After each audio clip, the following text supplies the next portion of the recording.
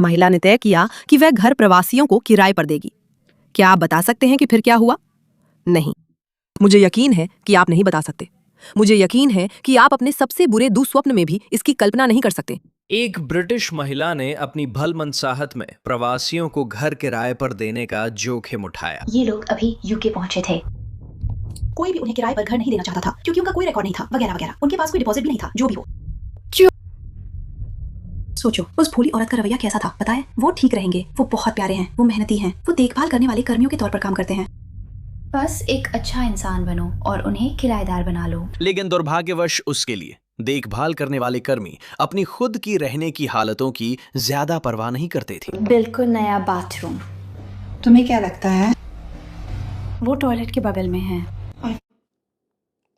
मेरा मतलब है, अगर तुमने मुझे बताया होता कि ये बाथरूम 50 साल पुराना है और किसी ने इसकी देखभाल नहीं की है, तो मैं मान लेती।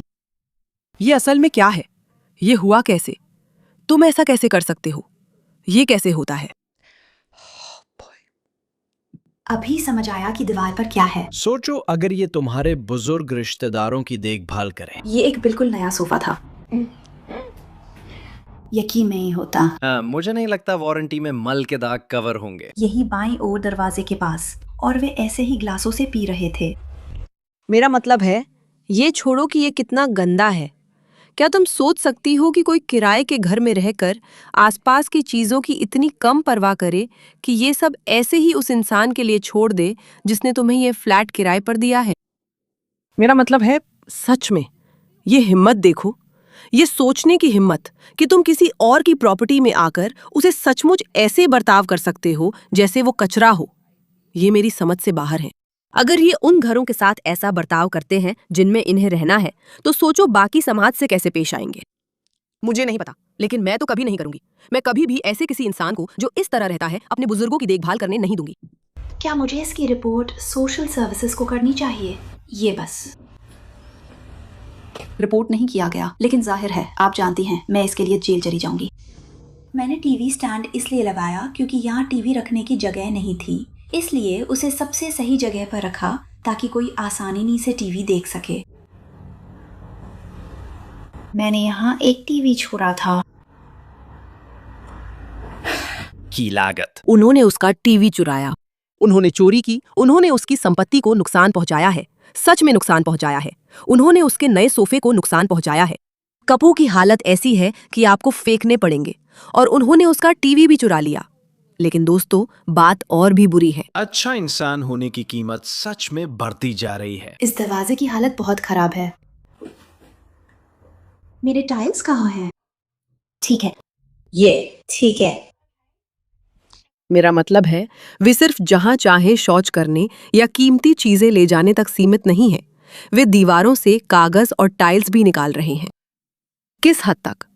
किस दुनिया में कोई किराए के घर में रहते हुए दीवार से टाइल्स निकालने की जरूरत महसूस करता है? यहाँ पर फर्नीचर रखने के लिए नहीं बनाया गया है। भगवान ही जानता है कि तय संख्या से ज्यादा कितने लोग यहाँ रह चुके हैं। मकान मालिक बहुत बुरे हैं, वे कभी कुछ ठीक नहीं करते। क्या आपको लगता है कि मुझे इसकी जानकारी दी गई थी? आपका क्या ख्याल है? बारबेक्यू? हम इसे अंदर यूज कर रहे हैं। क्या आप इंडोर बारबेक्यू नहीं चाहेंगे?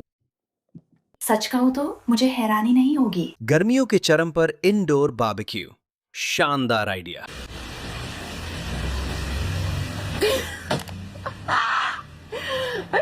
ठीक है। कभी उन्होंने मेरे लिए नया बाथटब लगवाया था और बस पुराने वाले को वैसे ही छोड़ दिया। क्यों नहीं? वो शायद उसे बताएंगे कि उन्होंने प्रॉपर्टी में सुधार किया है और उसे बिल भेज देंगे। उस अलमारी से मसालों की बदबू आती है।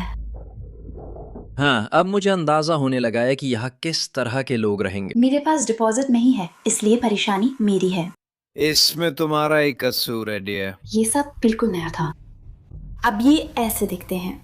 उन्होंने फर्श खराब कर दिया और टेप लगा दी। देखो, ये फ्लैट है या बड़े लोग, मैं नहीं जानता किसे दोष दूं। लेकिन जो मुझे सबसे ज्यादा परेशान करता है वो ये है कि यहाँ 3 बच्चे रह चुके हैं, और बस यही बात मुझे बहुत ज्यादा परेशान करती है कि वो लोग बच्चों के साथ गंदगी में रहते हैं। अगर आपने कभी री पढ़ी है, उस घर में बच्चे रह रहे थे दोस्तों। अरे अरे अरे। माइग्रेंट्स के लिए इस्तेमाल होटलों का दुरुपयोग होता है, जिनमें बाद में आम पैसे देकर ठहरने वाले ग्राहक ठहरते हैं। ऐसे सभी होटलों का आखिर यही हश्र होता है। लेकिन जाहिर है जब आपके बच्चों में से किसी ने उसे दरवाजे से उखाड़ दिया हो तो क्या आप बस उसे फिर से स्क्रू कर देते हैं? मतलब अगर वो किराएदार की समस्या है ही नहीं तो उसकी परवाह क्यों करें? हम उसे सालों तक छोड़ देते हैं जबकि स्क्रू ड्राइवर से ठीक किया जा सकता है। तो उन्होंने ये जगह उन्हें सालों तक किराए पर दी, मकान मालिक के एक भी निरीक्षण के बिना। ज्यादा समझदार तो नहीं है ना? यही वो जगह है जहाँ मैंने उसे किराए पर लिया था। 3 साल तक मैंने उसे किराए पर लिया। हाँ, शायद यही है। क्या आपको लगता है इससे मुझे 600 पाउंड महीना मिलना चाहिए? ये बिल्कुल नया और बहुत सुंदर था। अब इस बर्बाद संपत्ति को लें और इसे पूरे देश में लागू करें। यही लोग हैं जिन्हें हम अंदर बुला रहे हैं। ध्यान रहे, इन्हें ही अक्सर बहुत मेहनती बताया जाता है। हाँ, यही बात है। वो पूरी तरह बेवकूफ है। बेवकूफ मत बनिए और अपनी संपत्ति ऐसे लोगों को किराए पर मत दीजिए जो उसकी कद्र नहीं करेंगे या डिपॉजिट नहीं दे सकते। ऐसी गलतियां मत कीजिए। किराए पर दी प्रॉपर्टी की कभी जांच ना करना भी बेवकूफी है। वैसे ये अपार्टमेंट सिर्फ एक रूपक है, क्योंकि वह तो घिनौना है। और जो लोग अपने घर में ऐसे रह सकते हैं वे समाज के साथ कैसा व्यवहार करेंगे?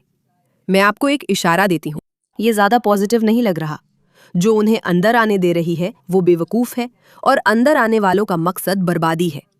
सचमुच ये सही रूपक है। इस मामले पर आपकी राय के लिए धन्यवाद।